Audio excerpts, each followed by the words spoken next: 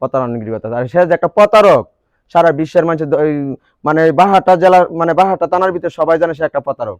যে তোরা বলি সাক্ষী মা কোর্টে যায় তোরা সাক্ষী দিবে।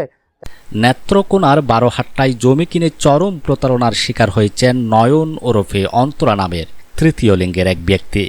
কোর্টের মাধ্যমে এফিডেভিট করে টাকা পরিশোধ করলেও এখন জমি দলিল করে দিতে অস্বীকৃতি জানাচ্ছেন বিক্রেতা আলেক মিয়া। উল্টো জমির পাওনা বুঝিয়ে চাইলে ভুক্তভোগীর উপর হামলার চেষ্টার অভিযোগ উঠেছে। বারোহাট্টা থেকে বিশেষ প্রতিনিধি গৌরাঙ্গ বিশ্বাসের প্রতিবেদনে থাকছে বিস্তারিত। ঘটনাটি নেত্রকোনার বারোহাট্টা উপজেলার সাহতা ইউনিয়নের দশাল কাশপাড়া গ্রামের। ভুক্তভোগী নয়ন ওরফে অন্তরা ওই এলাকারই বাসিন্দা। অভিযোগের তীর তার সৎ ভাই আলেক মিয়ার দিকে। ভুক্তভোগী জানান, বেশ কিছুদিন আগে আর্থিক সংকটে পড়ে নিজের জমি বিক্রির প্রস্তাব দেন আলেক। সৎ ভাইয়ের বিপদে এগিয়ে আসেন নয়ন। কোর্টের মাধ্যমে এফিডেভিট ও সাক্ষীদের উপস্থিতিতে 6,46,000 টাকার বিনিময়ে জমিটি কেনেন তিনি। কথা ছিল দ্রুত সময়ের মধ্যে জমি নামজারি ও দলিল বুঝিয়ে দেবেন আলেক। কিন্তু টাকা পাওয়ার পর থেকে বোল পাল্টাতে শুরু করেন আলেক মিয়া। বর্তমানে তার আর্থিক সংকট কেটে যাওয়ায় জমি দলিল করে দিতে টালবাহনা করছেন তিনি। আমার বাড়ি হচ্ছে স্বল্পদশার গ্রাম। আমার নাম অন্তরা হিজরা, সাঁওতা ইউনিয়ন, বারহাট্টা থানা, নেত্রকোনা জেলা। আমি আমার সৎ ভাইয়ের কাছ থেকে 38 জায়গা কিনছি 6,46,000 টাকা দিয়ে 2024 সালে। কিন্তু আমার সৎ ভাইয়া দলিল করে দিবে বলে আজ পর্যন্ত আমার দলিল করে দেওয়া হচ্ছে না। এই কারণে আমার সৎ ভাইয়ের নাম হচ্ছে যে আলেক মিয়া। সে ঠিক আছে দলিল করে দিবে দেয় না, তাই আমি কোর্টে একটা অভিযোগ দিছি, কোর্টে একটা মামলা করছি।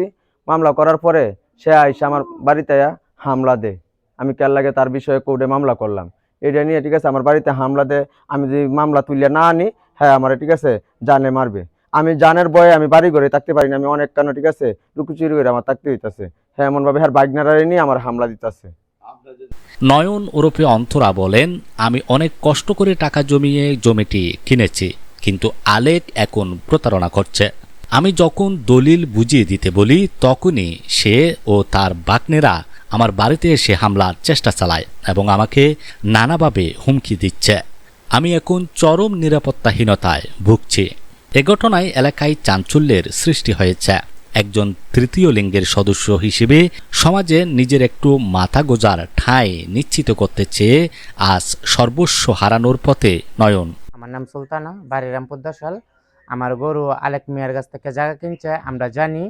তারপরে আমি ওই দিন আইতাছি, ওর একটা ছোট্ট ছেলে আমার আটকাইছে, রাস্তায় আটকাইয়া বলতেছে যে তোরা বলি সাক্ষী মা কোর্টে যায় তোরা সাক্ষী দিবে, তোরা যদি সাক্ষী দেস তোরার নামে আমরা মামলা করবো কোর্টে যায়।